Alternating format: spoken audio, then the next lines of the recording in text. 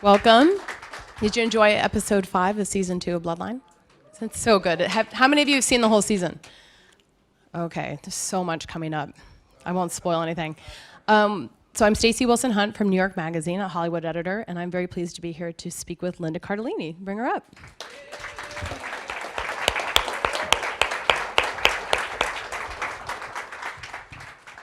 Hi, everybody. Thank you so much for being here. Welcome. Thank you. So as always, before I dive into the current project for which we are here, I always love to know how you started this crazy process of being a performer for a living. Oh, God. So mostly, and you're from California. Yes, I'm from the San Francisco Bay Area. Okay. And did you have a model in your life for someone who was a performer? Or were your parents artists? No. How did you? No, I so mean, how my did you dad get can play into a lot it? of instruments, but they're very shy, my parents. Okay. And they would always, I remember the first time I ever had to do a monologue, I was, I think I was 13, but I looked like I was 10, you know, I was really... This is on stage, some performance. For high school, for my freshman year, I had to audition for the play, and you had to have a monologue. And I did a monologue from Rashomon. And I was... Oh, something very light then. Yeah, and Okay. I remember doing it for my parents in their bedroom, and I was like, you have to see this. And I was crying, and I don't even think I registered what the whole play was about. Had you seen the movie? Yes, I did. Okay. I did. Okay. And then I did it for my parents, and my parents started hysterically laughing and pulled the covers up over their head. And I realized that at that point we were very different. So was that their way of saying, good for you, we can't really do this kind of thing? Yeah, it was, I guess they were just sort of taken with how seriously I could take myself at that point at a very young age. But no, they were always very supportive, but I think they're more shy, so they were that kind of outpouring of emotion and sort of theatricality wasn't part of their nature for them. Yeah. And did you, at that point, at a young age, did you sort of set your sights on acting, or did it sort of evolve as you went through school? I was always the kid who was I'm the youngest of 4, and I was always sort of performing in my front room, and my aunts were always, applauding for me ever since I was a little kid, and I'm always trying to sing or, do something. But at school, I never got, picked for anything. So it was one of those things where a new teacher came into school when I was in 6th grade, and she made everybody sing, and I could sort of carry a tune, and so they gave me a part in a play, and that was the first time I had ever had a part in a play. And then from then it was What was sort the of play, all the over. first play? The first play was a Christmas play that she wrote at my little Catholic school, and then she also did community theater, and so she asked me to be the lead in the community theater play. Oh no, first I was I didn't get to that. First I was a little old lady. At the age of 11, I was the little old lady in The Music Man. And I sang Pick a Little, Talk a Little. And it turned out that was really my first time on a big stage. It was at the high school that was in our area, and it was a huge auditorium. It was a really beautiful theater. And I remember being on that stage and feeling that feeling that you've sort of start to Jones for. Everyone here knows what that feeling is. And yeah. I just got a ton of laughs. I think because I was this little tiny, I was always very small for my age. Now I'm like a normal small person, but I was a very abnormally small person until I was probably like 15 or 16. And I got all these laughs, and I thought, oh, this is something that I like. So my older brother dabbled in it, some, and but yeah, there wasn't really any one person I saw sort of do what I wanted to do. And did you think, okay, someday I want to move to Hollywood? Was that a really long-winded answer? Sorry. No, there's no such thing as take you back long-winded to here. the womb. But did you think I want to end up in Hollywood? Did you want to be a movie star? Did you have a sense of that, or was it just sort of let's get through college and then we'll see what happens after that? I wanted to. At a very, very young age, I think I wanted to be on a soap opera. I thought that was very glamorous, and then There's great lighting on soap operas. People yes. look amazing. Yeah. And I remember watching Hope from Days of Our Lives and learning to do one eyebrow in the mirror. Kristen Alfonso, whose name I remember. Yes. She has amazing eyebrows. I think we can all agree. Beautiful. Yes. And then I wanted to be a theater actress. And I always just really wanted to be a working actress. I didn't know that I didn't know how to do it. I didn't know if I would be able to do it. I didn't know anybody who was actually doing it. So I just wanted to be able to make a living at what I grew to really love. And did you study theater in college? I did, yeah, I did. I have You a went to degree in Loyola? theater. Loyola Marymount. Okay. And then I did summer at the Royal National Theater, and I just sort of took classes. I remember when I first came to Los Angeles, I took cold reading classes. I just sort of did as much as I could. When I was back in San Francisco, I think my first summer back from college, I worked at a casting agency, and I would take everybody's headshots and their resumes, and I got treated like junk by a lot of people. And I realized how rude actors can be to people who are working in the offices. And so I always sort of, that was in my mind too. Like, you never, and then it's funny because people would be rude to me at the front desk. And I remember my boss at the time said, if anybody's ever terrible to you, you tell me. And so I kept a lot of it to myself. But, you mean so you I can didn't sabotage want to them? sabotage anybody. I felt like that would be bad karma. But anyway, so I learned a lot by that too. Yeah. And so then after college, did you just move to LA? I was in LA. I came. I can't. Right, because you went to Loyola. Actually, I was offered like a small scholarship at a different college for theater, and then I decided that I would move to Los Angeles. And I remember thinking, I wanted to go to LA or New York, and New York seemed so far from my family. I was very, very close, big family, and I decided that I would go to Los Angeles, and then I decided, well, maybe I don't even want to go to school. My mom said, please just go to school.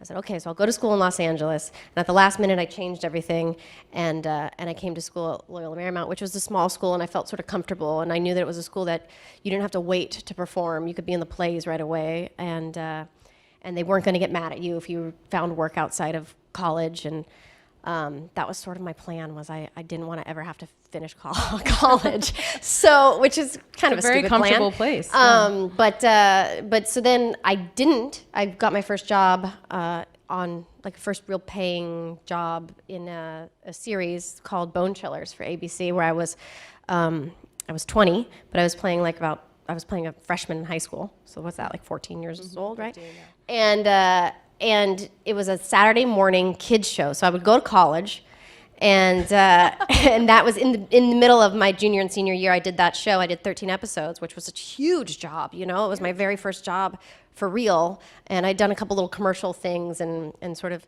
that I wasn't really too good at that, but unfortunately. And then I got this job, and it got canceled after 13 episodes. But it sort of changed.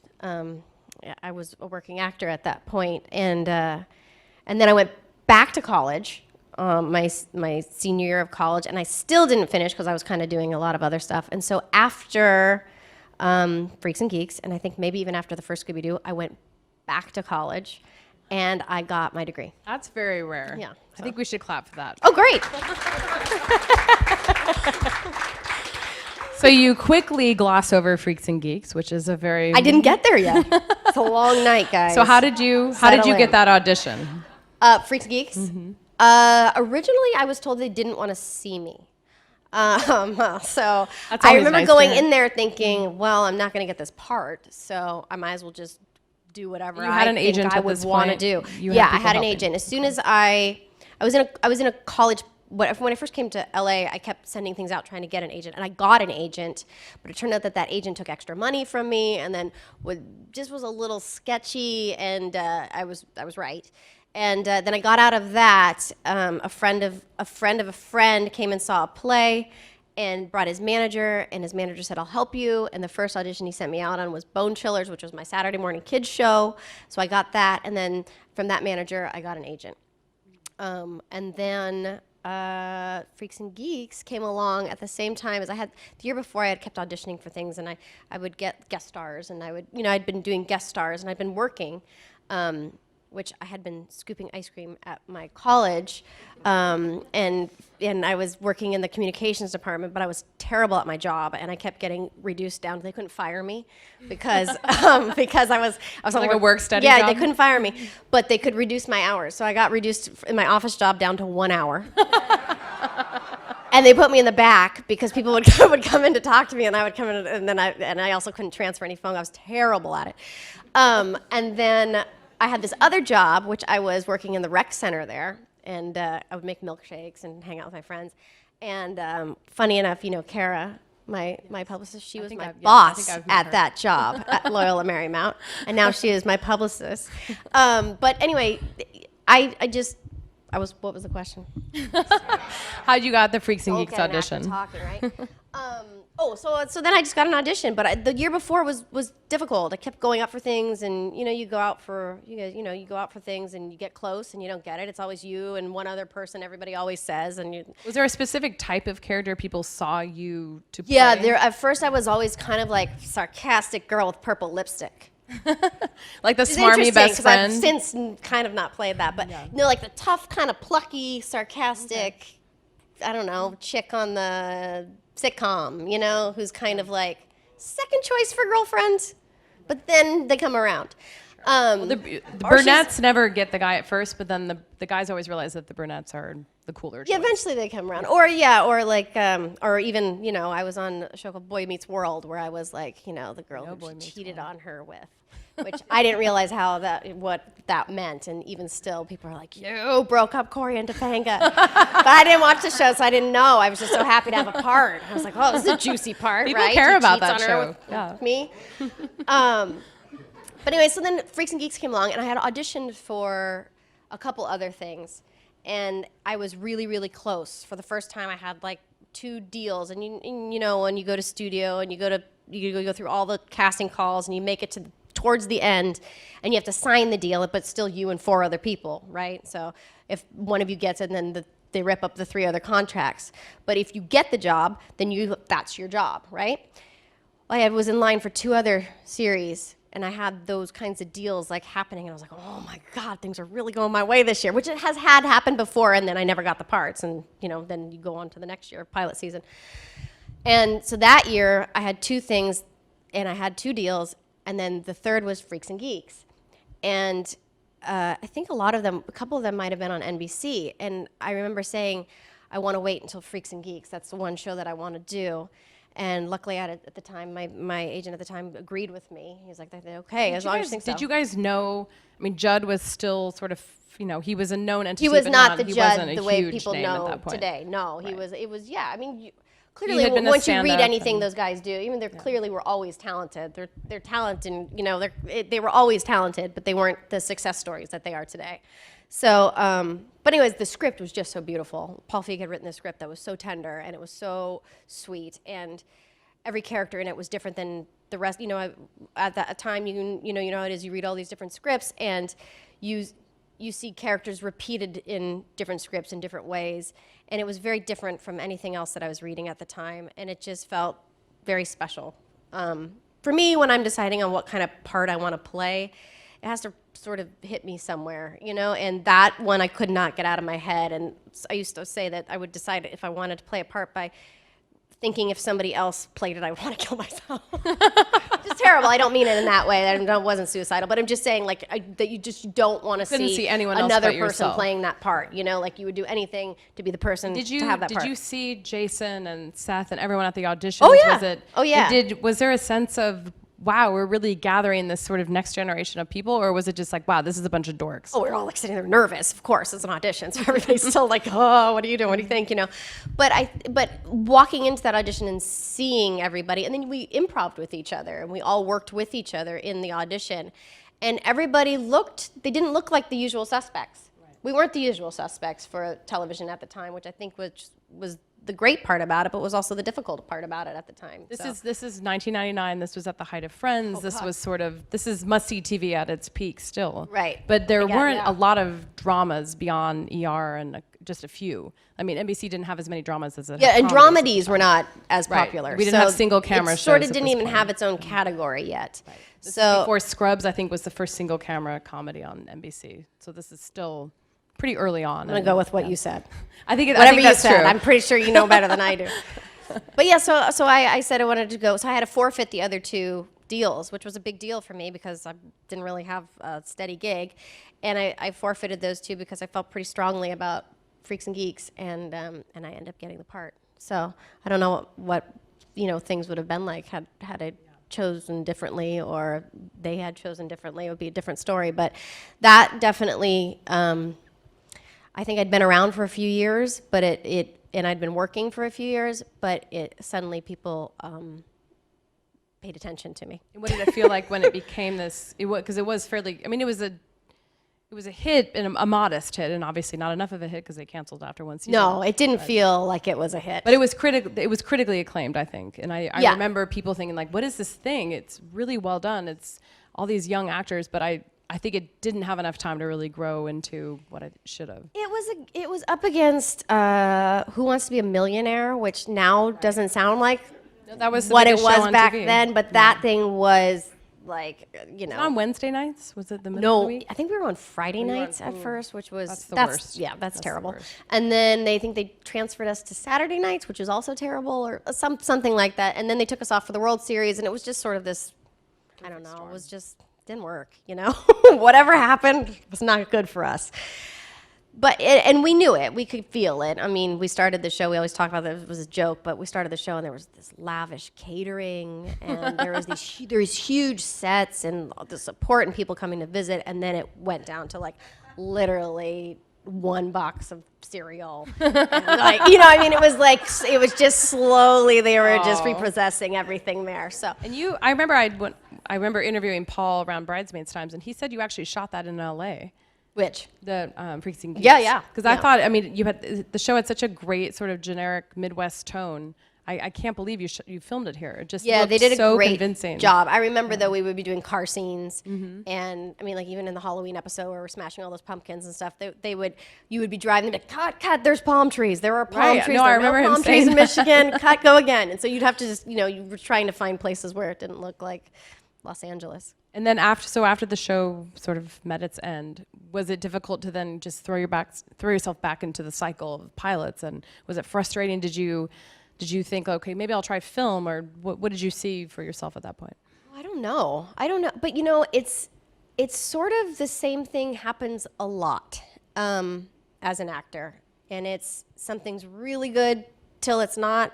And then you have to feel the pain and pick yourself up again and pretend like parts of that weren't personal and move forward. It just is, you got to figure out a way to deal with how bad it hurts sometimes. And that really hurt. I mean, I think there's a picture of me. I always laugh when I see it because it's such a horrible picture, but I'm clearly have been crying for 2 hours at the end of our final episode.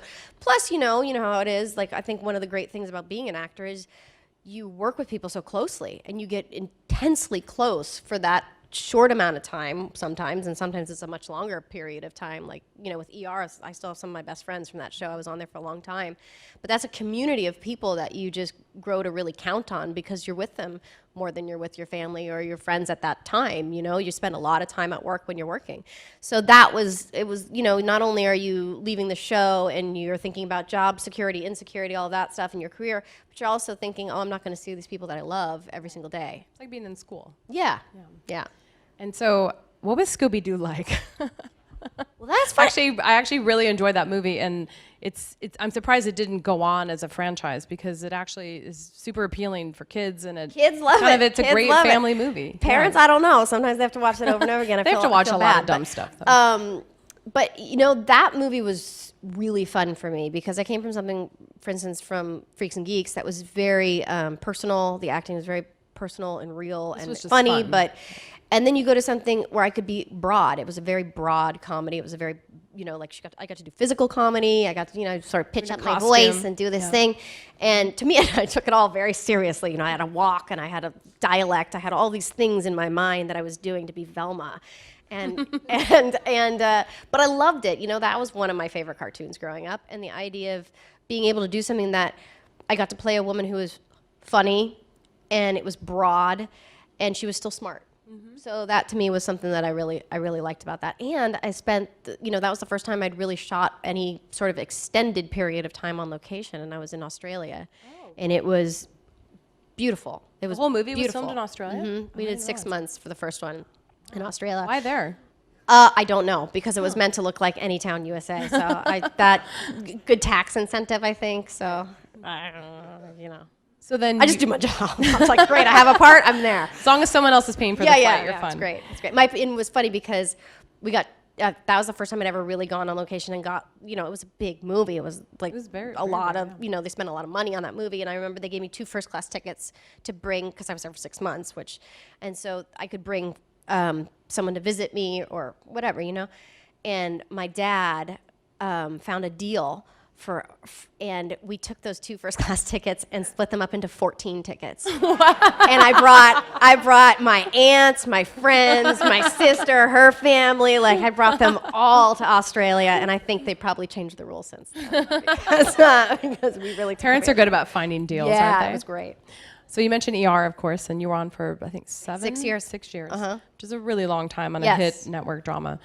What did it feel like to then segue back into episodic television, especially after having done features? Was it a shift sort of in the actor part of your mind? That's a really different kind of work.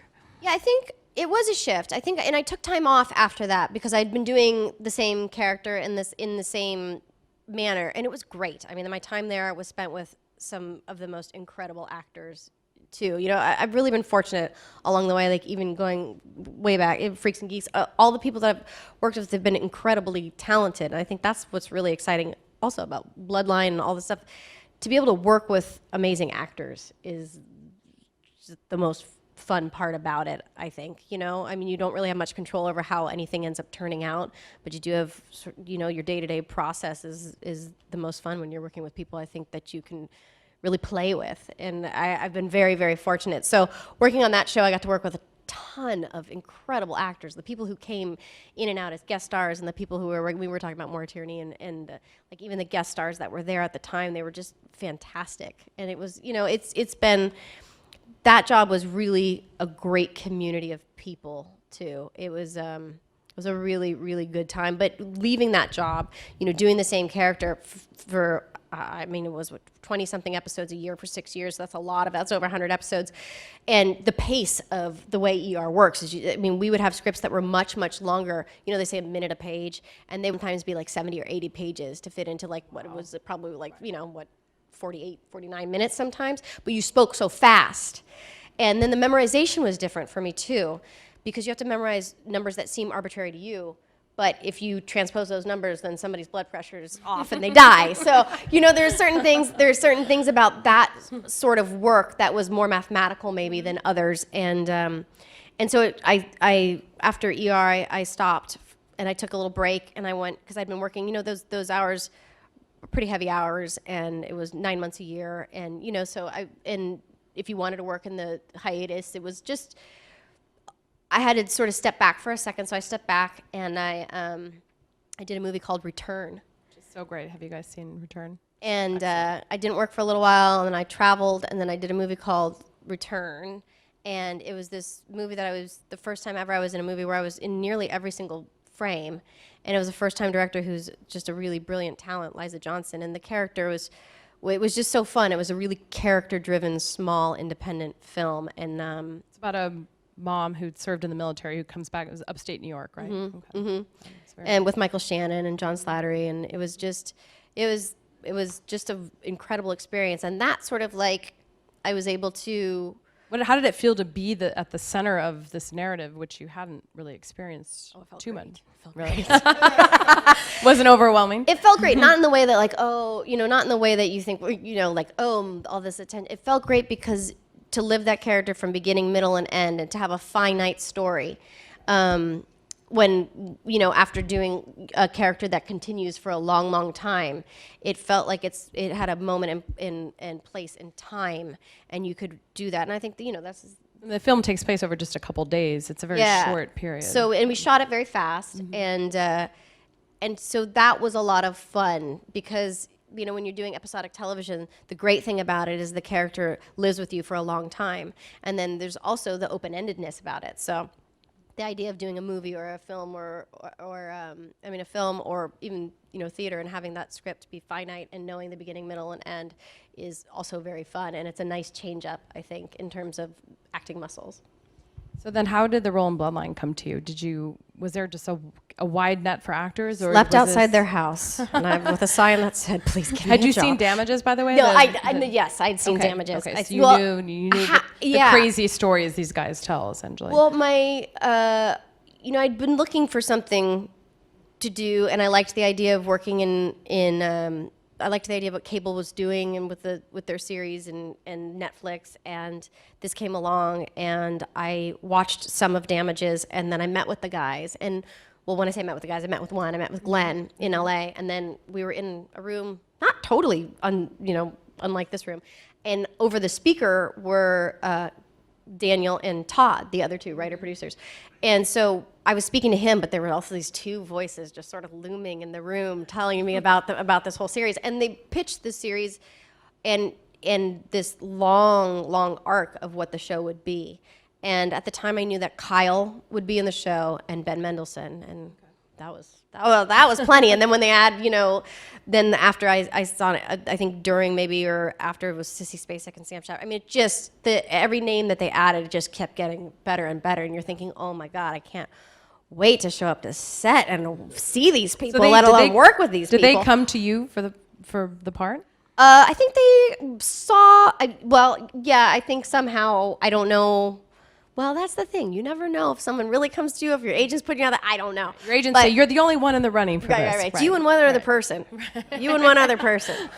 Got down to you and one other person, but she's tall. I'm always curious. Is there always someone else in the business who you're told, oh, it's between you and?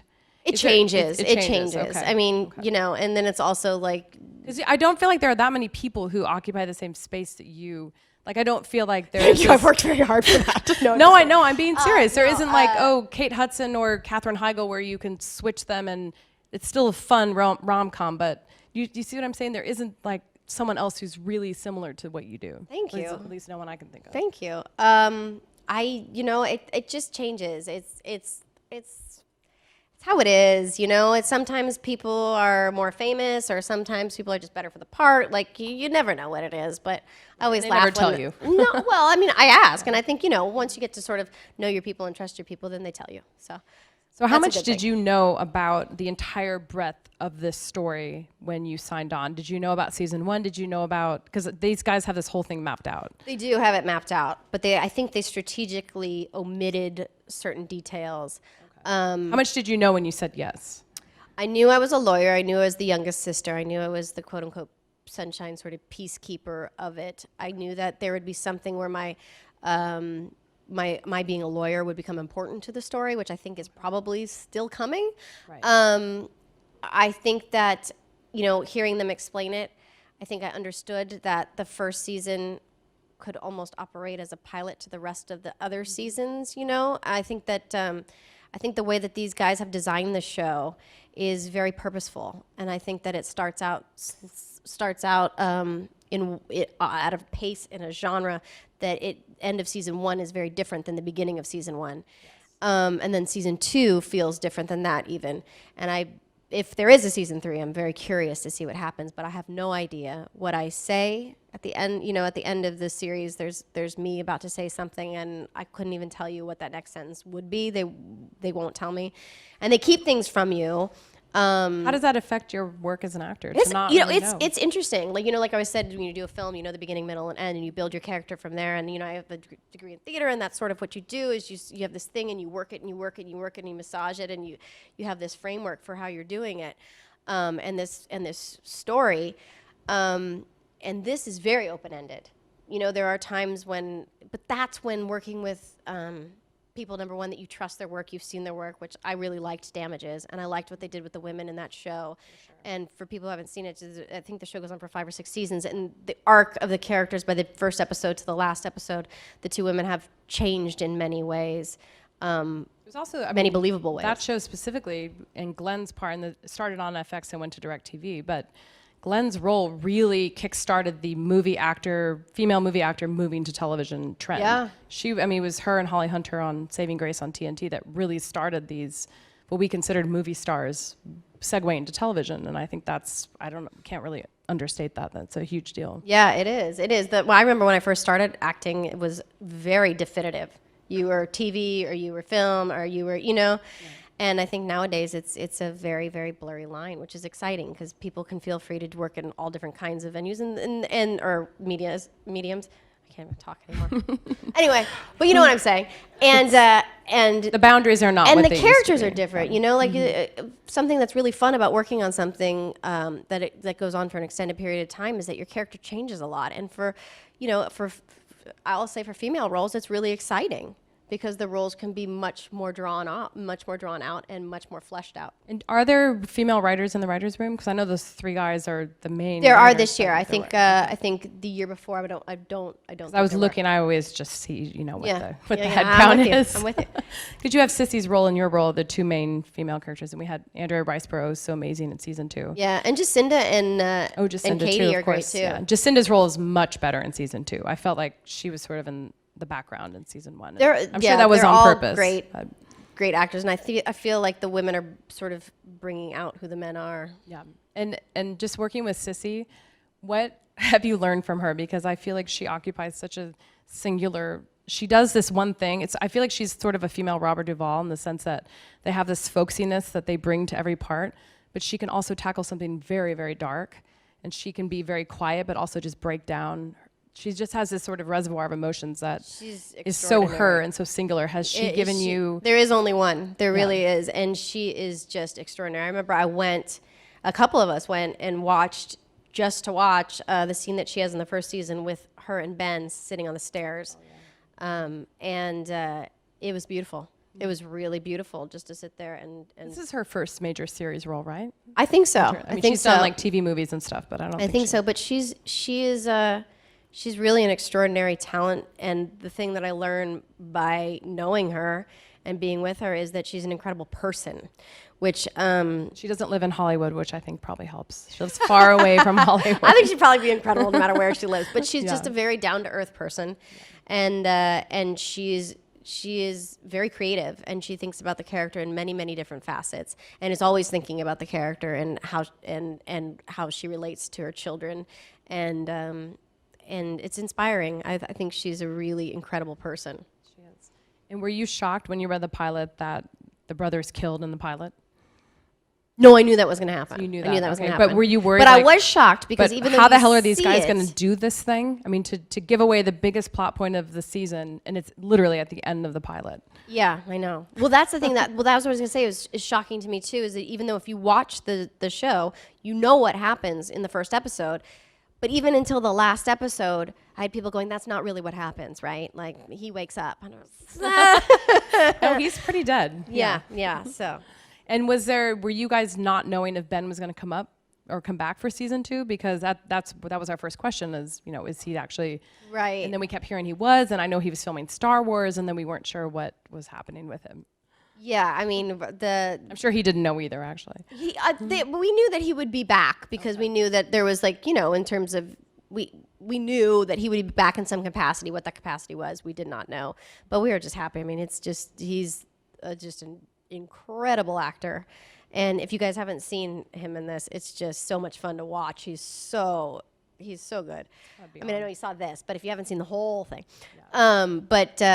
and he's incredible to work with. It's so fluid, nice and being on set with him, it's so creative and so fluid.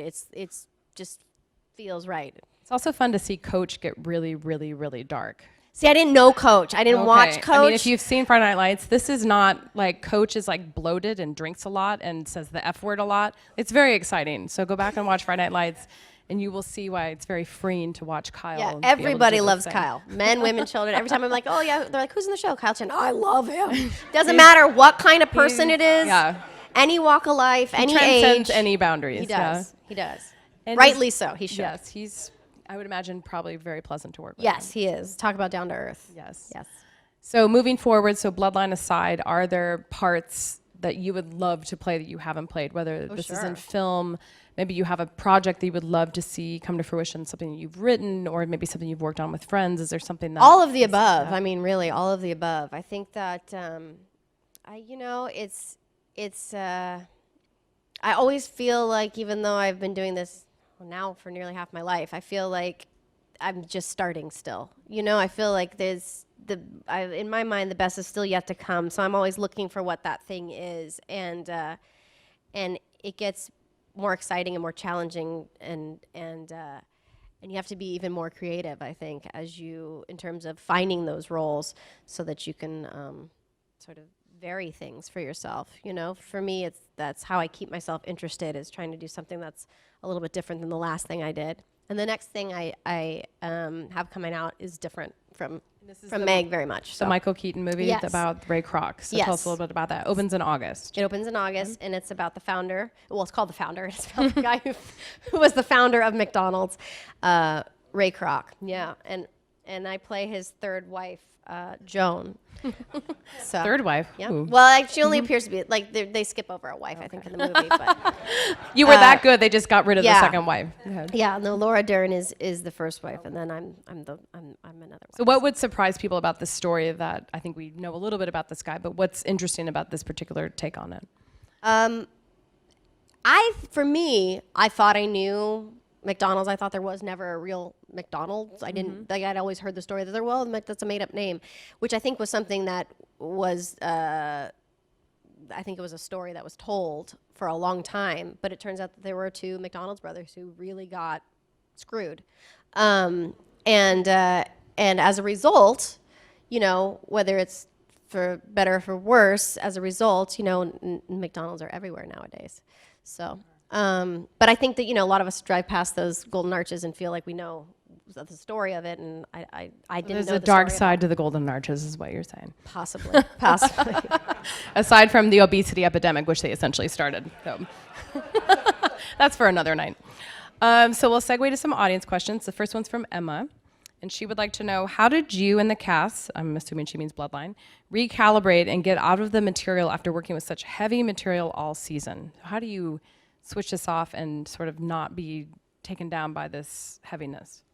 Is Emma here? Are you here? Oh, hi. Thanks for the question. It's heavy. Sometimes it's so heavy that we look at each other and we're like, oh God, how do we do this? And then we just sort of grab each other's hand and jump into the fire. So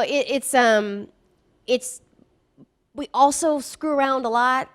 There's a lot of time in between takes, and there's a lot of levity. Everybody's pretty funny who's working on the show. So, once we're done with sort of the blood, sweat, and tears, and we're waiting for a half an hour for everybody to turn around, there's a lot of jokes, and there's a lot of fun. Who's the jokiest? Oh, well, that's a good question. Everybody sort of jokes around.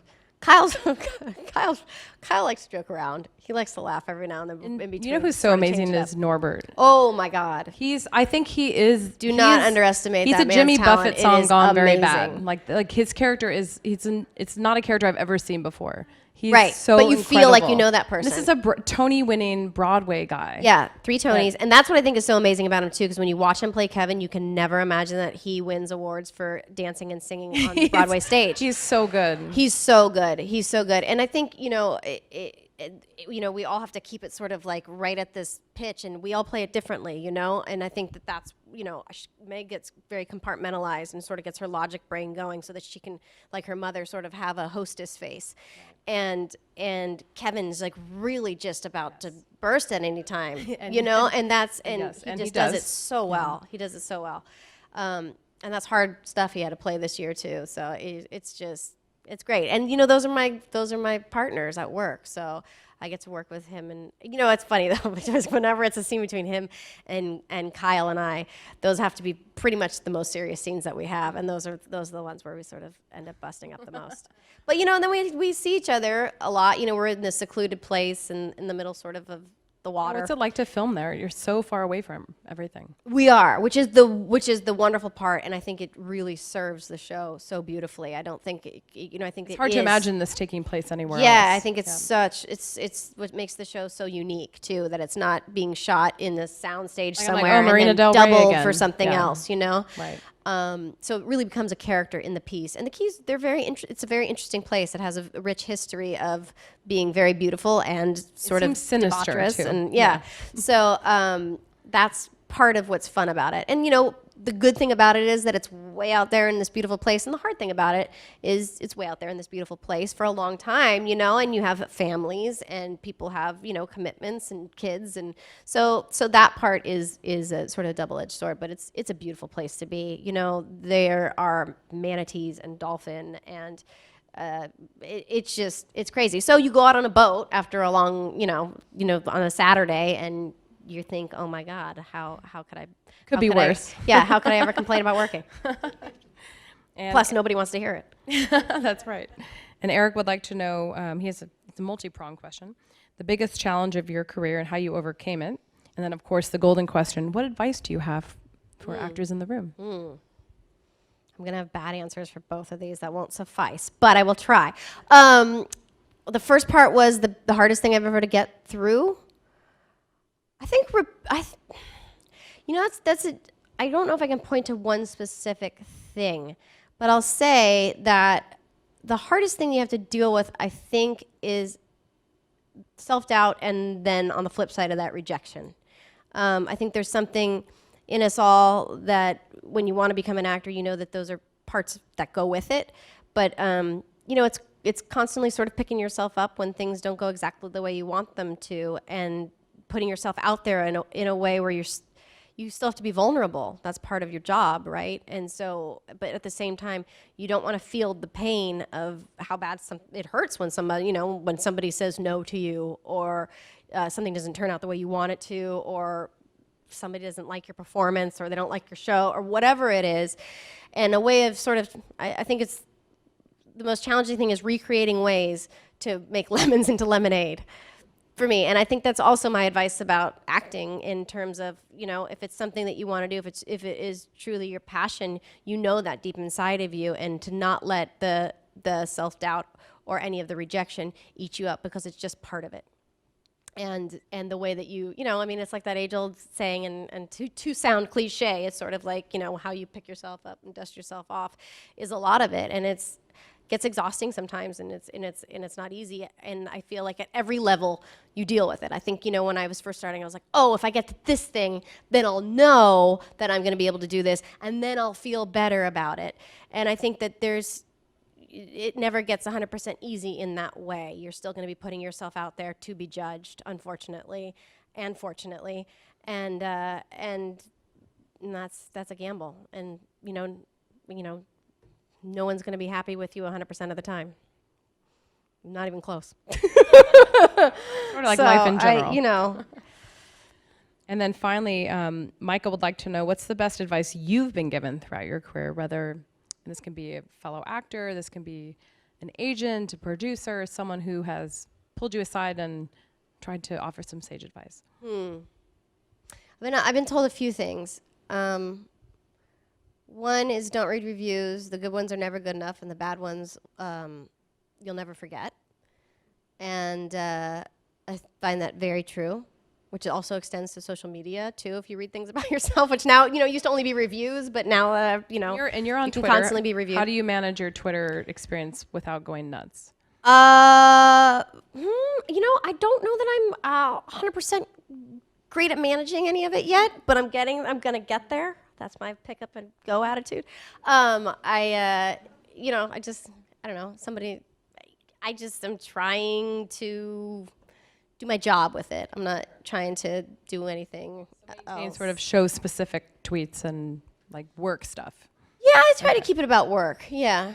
I mean, for the most part, maybe I'll change. I don't know. I'm pretty, I don't know. I don't know how to do any of it yet. I'm sort of learning. Well, you'll realize when all the freaks start, saying weird stuff, you'll learn how to remove that from Well, I wasn't a part of it for a long time, but then people were pretending to be me, and other people were believing that they were me. And then that's when I thought, oh, I better own myself. Good lesson on life in general. But yeah. And then did you have any other advice from others that you had gotten from along the way? Oh yeah, so that one about about reviews, which just goes in general for, I also like the saying, these are sayings that sort of keep with me. I don't remember exactly who said them, but people have said them, and you guys have heard them, I'm sure. But it's none of my business what anybody else thinks about me. Is kind of something that I think about sometimes when it gets hard, because while you're doing your job, you don't really want to think about what people are going to think about you, because that's going to interfere with what you're trying to do in terms of telling a story. So, and then, what was the other one? There's another one that I go by. Give me a second. Oh my God, are you guys dying yet? Am I talking for way too long? Well, someone always told me not to talk for too long. I clearly didn't take that into heart. I'm trying to think of the other one. Did Judd tell you anything way back when? I know he was pretty green at the Oh, time, everybody too, always but tells you all kinds of things, but even if they're not even in a position to tell you stuff, they still do probably. yeah, but we're all living the same experience. Some people are further ahead of you in certain areas, but everybody's just a human being, so we're all trying our best, right? We're all trying to do our best at whatever it is we think will make us happy. There was one more, but now I've forgotten it. You can tweet it at us tomorrow. How about that? Oh God. Did you see how I have brought tweet that back anxiety around? already. I got social media anxiety. Is there medicine for that? Well, I won't put you on the spot any longer. Oh wait, Thank but you who so gave much. those questions, by the way? So the last one was Michael. Hi, Michael's Michael. in the hat. Thank you so much. And then the person before Did I answer was it at all? I mean, Eric with a CH, who's right there. Eric. Thanks Thank so you much. all for your good questions, and thank you for listening and for being here. Thank you so much, you guys. Thank I you. really appreciate it. Thank you. Break legs.